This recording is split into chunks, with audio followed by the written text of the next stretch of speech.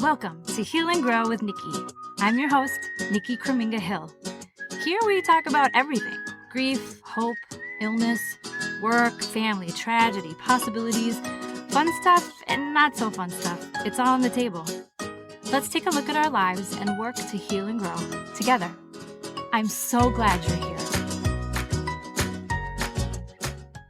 Hello, everyone. I hope you're doing great. I'm really excited to introduce you to my special guest, LeAnn Slama, whose last name I just learned how to pronounce about 1 minute ago, even though I've known you for 20 some years. Yeah, a really long time. A really long time. Since 1995. Okay. Was that okay, so we met at Valleyfair Amusement Park. Shocking. I don't even know how much I've talked about Valleyfair on this podcast. Oh, really? Yeah, I used to work at Valleyfair, everybody. So I was doing a country show in 95 in the Red Garter Saloon. May it rest in peace. Now it's something stupid called Stadium Pizza, but I'm not bitter.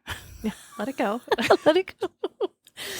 And LeAnn was serving, yeah? Yes, in this very flammable red short dress. With a little white apron. A little white apron. We were like saloon girls. Yes. Yeah, not great. Not a great look at all.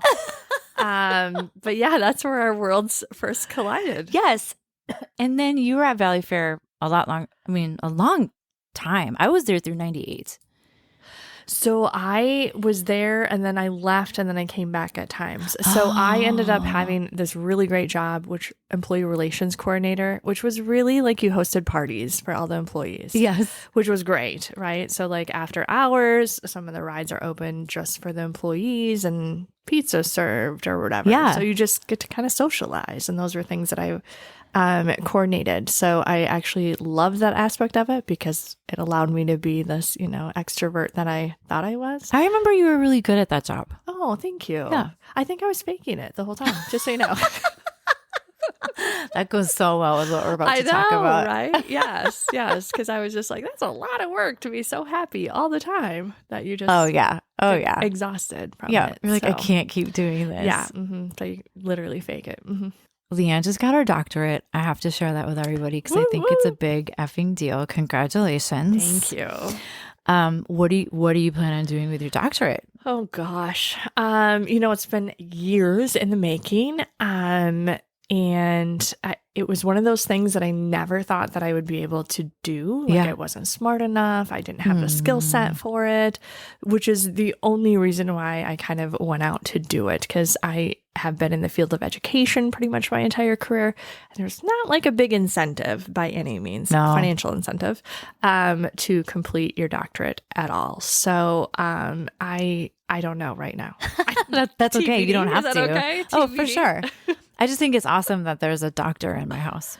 Oh gosh, I don't want to hear about your ailments or. You could teach me about my ailments. I told my girlfriends, I was just like, I promise when they ask for a doctor on the airplane, I will not raise my hand. I'm a doctor. Right. So this is so awesome that LeAnn's even in my house right now because you live near Denver. Yes. And past 5 years. Yes. Mm-hmm. And so LeAnn reached out, I don't know, like a month ago to just completely chat about something completely different. And then was like, hey, I'm going to be in town for a couple of weeks. I was like, great. You're going to be on a podcast. And what did I say? You said, no, I don't think I want to do that. Mm-hmm. I said, there's no way I could do that. I could not do that. And I wanted to respect that. Like, if someone tells me no, I'm not someone to push. Mm-hmm. But it was very interesting that you were like, no, that's not, I don't think that's for me. Because it wasn't like you said, no, I don't like podcasts or anything like that. It was, I don't think that I could do something like that. Right. Because I feel like I'm not sure I have any content that would be of value for anyone to hear. So I don't want to waste people's time, which goes back to the topic that we're about to talk about, right, which is about being an imposter and this feeling of faking it till you make it. So I didn't, and which is what I said to you. I said, like, as I articulate this to you, I am recognizing the fact that this is my imposter syndrome that's creeping up, that's saying to me, you're not smart enough to do this. So therefore, I really got to lean in and do it. So I have a lot of anxiety, but I'm going to do this. Oh, you're going to be fine, friend. No one has died so far. Thank you. Yeah. Good to know. This is extra interesting to me because will you tell the folks at home what you just have done and what you are about to start selling? Oh, yeah. So I got my doctorate through St. Mary's University. And when I started the program, I had told my advisor, this is going to be a stretch for me. I don't know if I'm going to be able to do this. I feel like I am just like this fraud. And she said, oh, you have imposter syndrome. And of course, I was like, what the heck is that? Like, I had no idea what it was. And just the idea of it has lingered and I've held on to it for all these years that I decided when it came time for my dissertation topic was like, I really wanted to talk to female leaders. And I specifically focus on K-12 superintendents who had less than 10 years of experience. But I wanted to talk about their lived experiences as having imposter syndrome. And what I kind of learned along the way was like, a lot of women have it and they don't know what it's called. And B, like there's not a ton of research or support out there, whether it be like conversations about it or networks of support or actual like book resources to provide. So I had this phenomenal experience talking to 9 women across the United States regarding their experiences with imposter syndrome and then how they were trying to tackle it. Some of them didn't even know what they had, right? They just thought it was like this lack of confidence that they were experiencing. So when I got done with my research, I was just like, I have to do more. So that is where I came up with some journaling. So I have a journal that's coming out shortly that is called Conquer the Imposter Within. And it's a 52-week journal that has a midweek reflection each week as well, but it's the strategies of which to help someone kind of overcome that feeling of being an imposter. You guys, I will link all this in the show notes. Leanne brought a sample of her journal today so that I could see it. And it is, firstly, it's just pretty. I like how things are packaged. Yeah. I'm such a sucker. Like anytime I go shopping, I am the person that's like, ooh, this. And then I open up the package and I'm like, oh, never mind. But anyway, It's beautiful. But the prompts are so, what do I want to say? You can get super reflective. I just think I'm super impressed with this. I'm super impressed with Leanne that she did this, and I can't wait for you to see it. Because like really the only way out is through, for pretty much everything. Yeah. I truly believe that if someone buys your journal and goes through the 52 weeks, like they're exiting the program, for lack of a better word, because it's a journal, but they're exiting the program, like understanding themselves, understanding where their imposter syndrome really started and how to just have their confidence back and how they can just like own their power. Because really, I don't think that we're not born with imposter syndrome or thinking that we're less than or whatever it is. Like that's something that's instilled in us as we grow up. And then all of a sudden we're mid-40s and we're like, Yeah. That was actually one of the questions I asked the females was like, when was the first time that you remember experiencing imposter syndrome? What did they say? I mean, I realize you talked to 9 people, but Yeah. So it's interesting because one woman, and I have to be careful, right? Can't use names. But she said that she grew up in a home that was an abusive home. Yeah. Right. But on the outside, no one would be able to tell. So she's like, I went to school each and every day with a smile on my face. My teacher had no idea that I was staying up late to make sure that my mom wasn't being abused by my dad. Oh my gosh. And she said that is the time that I remember that I was having like 2 faces. Yeah. I was having to put a mask on when I left my house and coming home to something completely different. Yeah.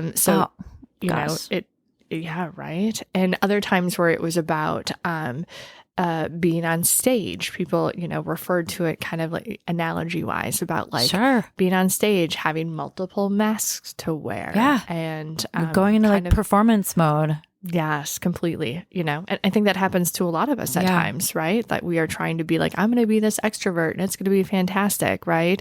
But then like for myself, that drains me. Like I am this extrovert introvert because I refill my bucket. I recharge by being alone or in smaller groups. Yes, me too. Than being, with a large group of people. I can do the large group of people thing, but then I just need some other time to get away from it. So, I mean, it was really insightful to hear these women kind of be reflective. So I think that that's part of this is reflective aspect of it, but then the intentionality to do and be better. Yeah. And that is where like the actual work comes in, where I think like sometimes we fall short on that. We make a short-term commitment to something, but it's not going to change in the short term. No, it has to be like this longer-term commitment to state that, I acknowledge this. I know I have to do better about it, and I acknowledge it, and I'm going to share it with other people. Right. So these group of women that I talked with, small group of female superintendents anyway across the nation. I'm sure. There's some recent research from the Wallace Foundation that it will take us 80 years for male and female superintendents to be equal percentage. Oh, come on. 80 years? Mm-hmm. 80 years. Isn't that crazy? Better than that. Yeah. But yet, when you look at educational classrooms, right? K-12, the majority of them are female teachers. Right. When you look at administration and additional leadership, it is males. Mm-hmm. So part of this research was really trying to figure out, like, how did you get to where you were? Like, what were the steps that you took to get there? And who helps you along the way? Mm-hmm. And then how do we repay that to those other women to get them into leadership positions? My gosh, I love that. Because I think that it's, yet again, a roadblock that people experience, especially females. Right. Because some of the behaviors that are exhibited by men, right, like fierce leadership, bold decision making, all of these things are characteristics of like a strong leader. But sometimes, often when looking at a female leader, right, like they're, can I swear in your podcast? You can swear. Oh, okay, great. Like, like she's a bitch. Yeah, right. She's hardcore. You know what I mean? And she's doing the exact same things, following the exact same steps as the male. Right. But that we have a different level of expectation, right, for female leaders as we do for males. So some of that I think is like understanding that, how gender plays a role in all of this. Sure. And then also about like I said, all of these strategies to try to overcome. So these female leaders that I spoke to, I said, like, do you talk about this with other female leaders? Like you're in a group, you're in a state group with other superintendents, and there's other females. Have you ever talked about it? And it was like shame. Oh yeah, no, we don't talk about that kind of stuff. No way at all. Because I don't want them to view me as being less than. Right. So for sure, we're not talking about it with other male leaders. Mm-hmm. But I'm still not, I don't want to show weakness with other female leaders. But I can almost guarantee you, like on a scale of 0 to 100, like there is imposter syndrome in 80% of the people. Sure. It's just a matter of like how deep it goes. Right. And for some people that I interviewed, they were on the 90 side of things, right? And other people who wouldn't have qualified for my study was like below 45. Okay. Which is, more manageable. But those at the 90 level are getting up every day questioning what they're doing, why they're doing it. Right. They put in a lot of extra work in preparing just to ensure that they don't get caught not knowing something. Oh my gosh. Right? So it's exhausting to them. I was just thinking like, I do understand it in a certain level, but not only is it exhausting, but just so much extra work just because you feel like you have to prove yourself over and over and over again. And it's just not sustainable. Right. And I asked the women about like, so when will you know that you're over this? Right? How will you ever overcome this? Yeah. So what did they say? Like, is there an end point? I don't think there is. No. Personally, yeah. I can't imagine myself without having imposter syndrome. And one of the women was just like, I loved her response of like, it's just me. Like it's like who I am. It's who I am. It's a part of my DNA. Wow. Right? Of it. And to me, that's also scary because I'm like, I don't want to live like this the rest of my life. Right. I don't want to be continually questioning myself and like have this fear that's above me in the sense of like, oh, I'm going to go to work and my boss is going to say like, who in the hell are you? You are not who you sold yourself to be. When are they going to find me out? Completely. I don't know. Yeah. And, like that fear, it resonates in you day in and day out. And I don't want to live like that. But I'm also not quite sure, and me being, a doctor that I am that studied this area, like I'm not even quite sure that I'll ever be able to get over this. Yeah. But it's one of those things that like I have to try because I'm not sure I can continue going down the same path that I have been going. And that there has to be some type of different structure of it or different avenues of trying different strategies of which to assist. And I think part of it is just like the first step for me is like having the conversation about it. And like just the awareness, just owning up. Yep. I actually am not feeling like I have any worth right now. Even I find like there's so much power in just saying the thing out loud because exactly right. Because then it's out there. Everyone's heard you or whomever you're talking to has heard you. 9 times out of 10, the person you're talking to is like, oh, me too. Right. And you're like, oh, I have a connection here. I'm not all alone. I feel like I'm all alone, but I'm not. Right. And just owning, I'm not confident in myself. Start there. Right. And one thing that I say to the female leaders was about like, so if somebody said that to you, what would be your response? Like, would you think less of that person? Right. And then you said like, actually, no, I think more of that person. Right. That they were willing to articulate it. That they had the courage to step forward to say something about it. So I said, so why is it okay for them to say it, but not for you to say it? There you go. Right. Right. And I think, it provides an opportunity for, these leaders to be reflective about that, to be like, oh yeah, why do I hold myself to a different standard of accepting something than what I would hold, a peer to? Yes. Right. Yes. And I think for some of these superintendents, it would be more challenging to have that conversation with their board of education, right? Yes. The board of education has one employee and that's the superintendent. Right. And it's really challenging to come forward with your weaknesses, right? To be able to state like, I'm not super confident in this job, right? Like I'm not sure about all of this.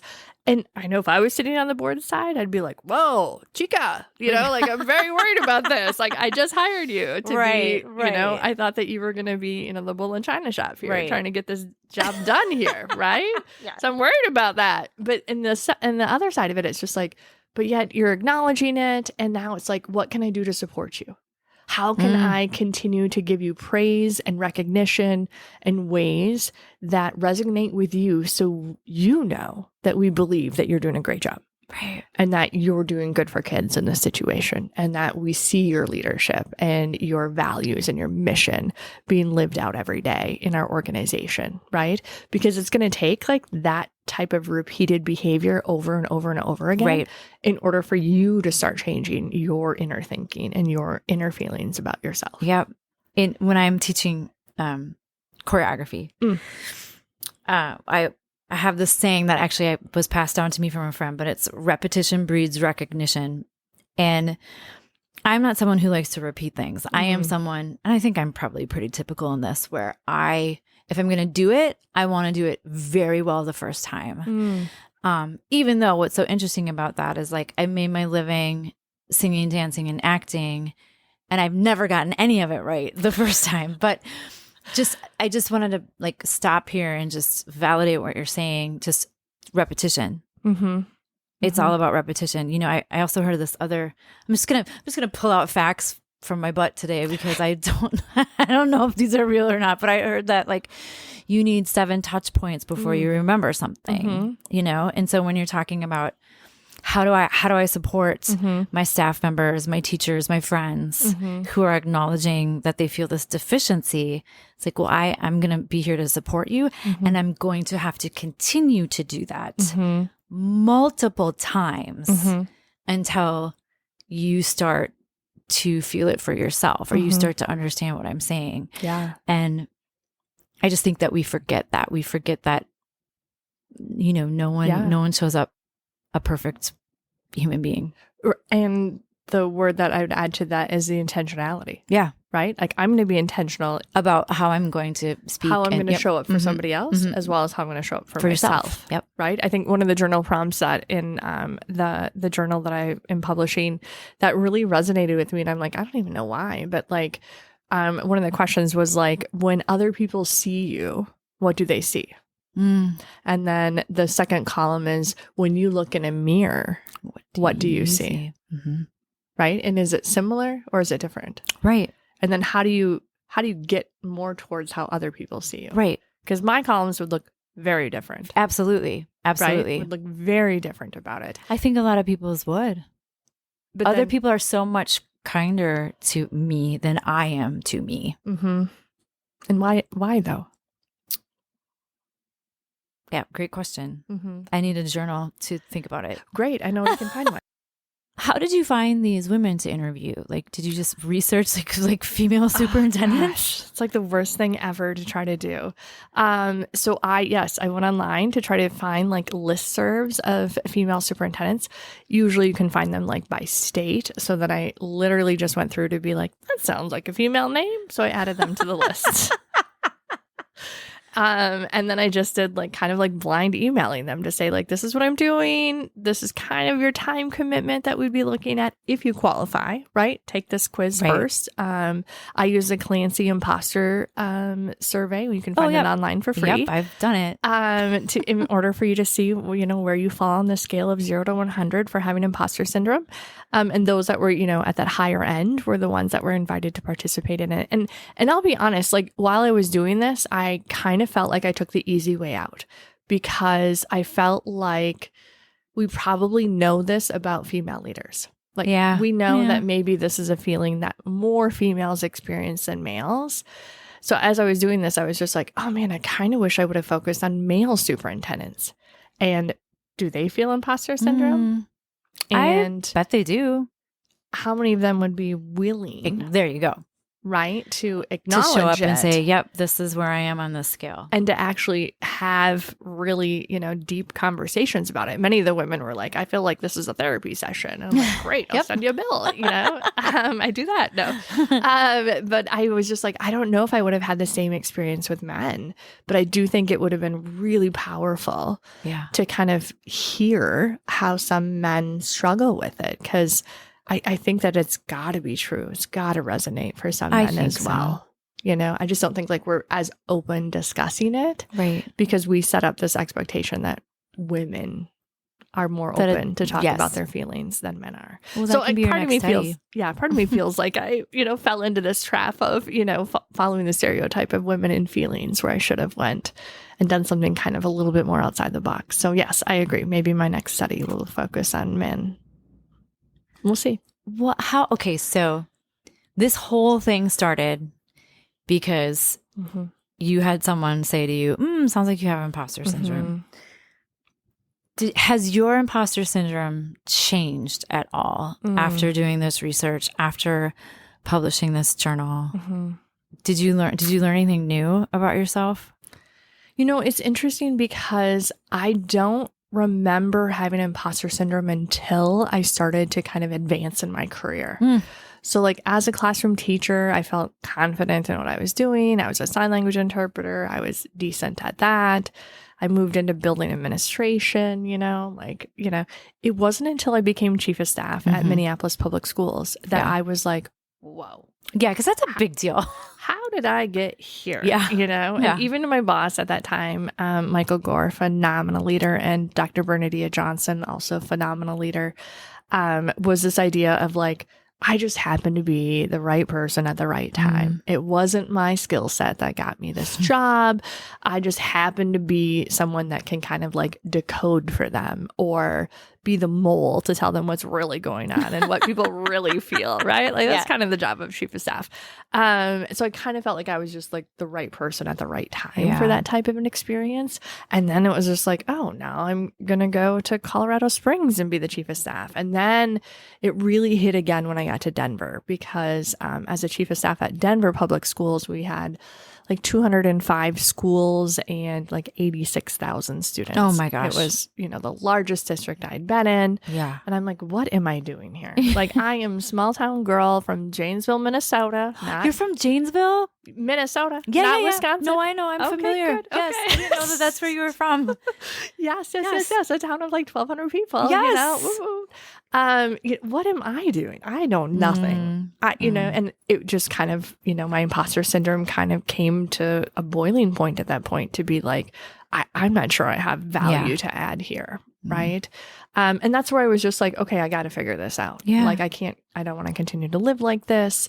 So I think for myself, it's more of acknowledging when it comes to light. Yeah. And then really trying to figure out like the strategies that work for me and the strategies that don't work for me, which is really hard to do sometimes. Like, because what works for me isn't going to work for you. Right. Right. What So are it's some kind of the like this strategies you use? Trial and error. So, I think affirmations are so cheesy, but but they work. I'm trying really hard.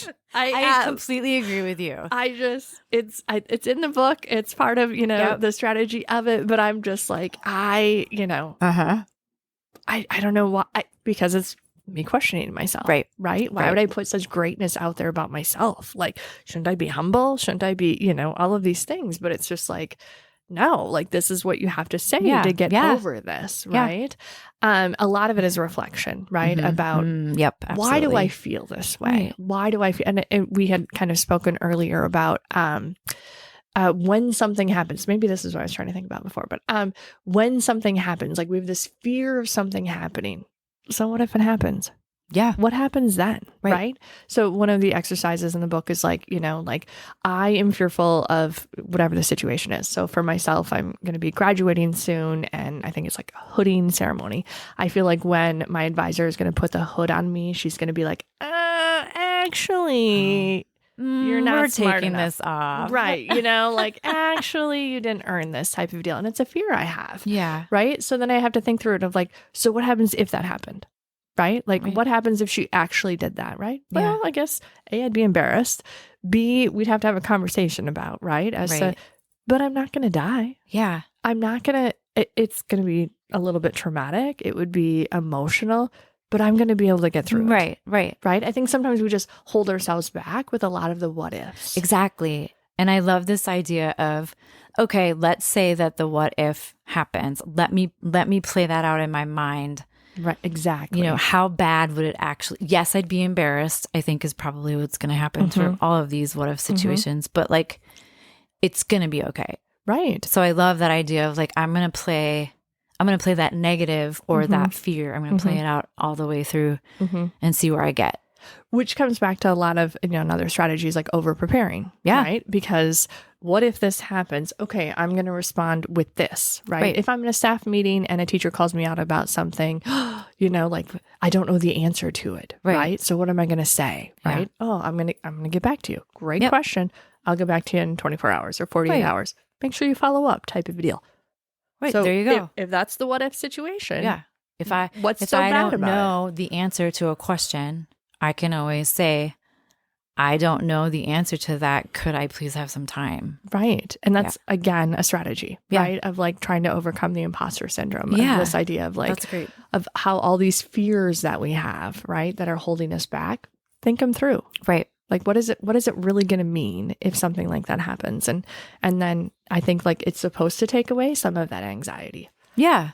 I think that it could. And I also think, this is from a previous conversation that we were having earlier, but where is that coming from? Where is that fear coming from? Where is that worry coming from? And I was telling Leanne, just the way that I was brought up, just in my family, I have reason to be afraid of certain things, but also I'm not a little girl anymore. I'm a grown ass woman, supposedly. So I don't have to be afraid of that anymore because it's not going to happen. Yeah, we talked about that, right? Yeah. Those are some of the questions that I asked you about was like, so what? So what if that happened? Right. Then what? Then what? Then what do you do? Oh, nothing, actually. I guess I'm fine. Right. I'm safe. But how do we trust ourselves in that? And how do we, you know, like, I think it all comes back to the intentionality of it, right? Like being intentional in our thinking, being intentional in our strategies, being intentional with our timing of things, you know, and making the effort for all of those things. I think it's really critical. So it takes work, you know, like if I think that's. Yeah. You said that earlier and I'm glad you said it again because it takes reflection and work. And I think a lot of times, and I'm being, you know, this is a general statement, but I think a lot of times we do the reflection, which is necessary. Like, you know, you want to know why you're doing what you did, or, you know, but then you have to do extra work. And I feel like we don't want to do the work. Oh, for sure. And I think that that's a reason why we're kind of broken is because we refuse to, you know, take the time and energy to really to really repair and yeah. I don't know what else I want to say about that, but you know, personally, I had a lot of loss in my life, which is one of the things that brings us together as friends. In 2019, I lost my brother to cancer. And in 2020, I lost my dad who had Alzheimer's, but also contracted COVID during that time. And shortly after my dad died, I decided I was going to take a retreat to Mexico. So I packed up my little dog, Rudy, and we went to live in Mexico for 30 days. Yeah. And the first day that I arrived, I was like, oh, hell no. Like, there is no way I'm going to be able to get through 30 days of this. And it was Rudy. It was me. It was self-help books. There's this amazing book, a workbook that I actually utilized that was about loving yourself. Yeah. Self-love. It was phenomenal. But it was all about that. I did like paint by number. I love that. I was just like being me, right? You put yourself in a little retreat. Totally. Yeah. I didn't know what I was doing. Right. But yes, that's exactly what I was doing about it. And I said to my girlfriends when I came home, I was just like, oh, I came home with more baggage than I left with. And they were like, what do you mean? And I'm like, because I started to work through things. Right. Like I started to really unpack. Yes. And it gets messy first. It gets messy before it starts to get clean. It's awful. Yes. Like I came home and I'm like, I feel like maybe I'm more confused than I was before. You know, and at times I think that I'm like, I'm just going to zip up those emotions back in that bag and put it in the back of the closet. You know what I mean? Yes. But I'm like, it's still there. I still have to figure it out. I still have to like continually unpack it. Right. But I think it's like this intentionality of this space to do that. Yeah. And in our day-to-day lives, that's super challenging. It's really hard to do that. Yes. So that's, you know, one of those things where I still struggle with that. And I know you and I were talking earlier about like my current midlife crisis, but I don't current one. There's been a lot. No. But it's one of those things of like I said to Nikki, like I'm actually trying to find like the better version of myself for the second half of my life. I love that. Instead of it being a midlife crisis. So no sports car, no nothing along those lines that are, you know, bookmarking my current midlife crisis. But I'm really wanting to take that time because I think back to those 30 days that I had and that forever changed my life. Yeah. And I had, you know, I was blessed with the opportunities to do it. I had a boss that was like, it's COVID, we're working remote. You know, it was winter break for 2 of those weeks, you know, not a ton happening. Like you can do your job from anywhere. And I think back to that to be like, that is the most growth I've had because I was alone and I had to figure it out. Yes. Right. That's lovely. That's lovely. Cause really the only person who can do the work is you. Correct. We try so hard to push it off on other people and, oh, if you just do this or you just do that. But really, it's all about us. And that's all we can really control. Yes. Yeah. And the self-love workbook that I had utilized at the time was, you know, was really going back to the root of feeling of things. So in whatever situation, you know, like I feel sad. Well, why do I feel sad? Why is it making me feel sad? Yeah. Right. Well, I'm disappointed in myself. I'm frustrated. I had different expectations in my head. Like there's a whole long list of why it makes me sad. Right. Yeah. And a lot of times we don't acknowledge like that second part of it. right? Yes. I acknowledge that I'm sad. I acknowledge I'm depressed, right? But what has caused that? Right. Because we have to get to the root of it in order go. to solve for it. Right. Instead of being stuck in the fact of like, I'm sad, I'm depressed, right? But I got to figure out like what's making me feel this way in order to try to problem solve for it. And that, like I said, takes time and it creates more baggage. Yeah, temporarily. So yeah. But then you pack it all back up and you're like, oh my gosh, I actually have less than I had before. It's lighter weight. I'm going to get a new set of baggage. And it's going to be cute this time.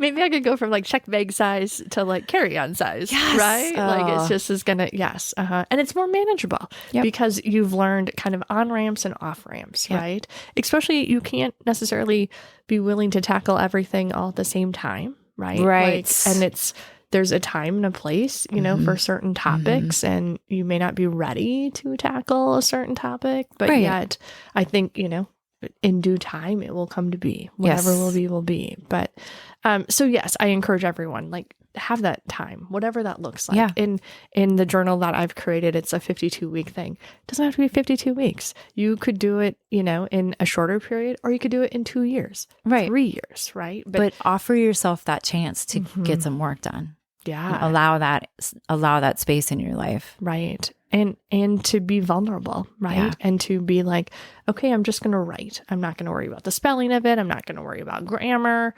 I am just going to write. And while it's a workbook, do it online if you want to. Like, start a Word document if that's the way in which that you process things, right? Do a memo on your phone, you know, whatever it is. But like, there's so much intentionality behind the questions that are asked. There, you know, it's 52 journal prompts with a midweek reflection each week that really ties back to the journal prompt. But very intentionality, like the intentional aspect of like, why am I asking this question? What is it going to lead to? And then reflecting on it later, right? To say like, okay, how am I doing with this? Where am I at with it? Yeah. And am I utilizing it to take steps forward? I think that you've created an incredible resource. I truly do. And I'm excited to see like what this might, you know, what doors might open for you. Or, you know, maybe you and I'll collab on something at some point. Sneak peek, y'all. LeAnn, thank you so much for coming on the podcast. You did such a good job. I hope you don't feel like you're an imposter. You should see my pits. I'm sweating like crazy. I don't need to.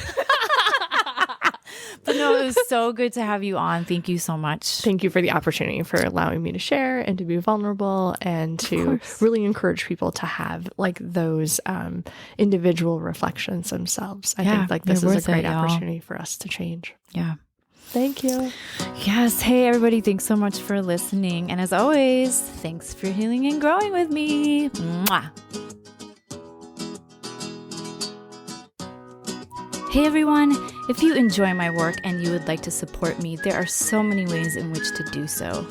You could purchase my book, Things I'm Thinking About, A Daughter's Thoughts on the Loss of Her Mom. It's on Amazon and also linked in the show notes here. You could buy me a coffee. Coffee. That's also linked in the show notes. Or spending money right now is not something that you're able to do. You could always share your favorite podcast. You could tag me in a post. You could follow me on Instagram or Facebook or LinkedIn. Any of those things help me out quite a bit. Thank you so much for supporting me.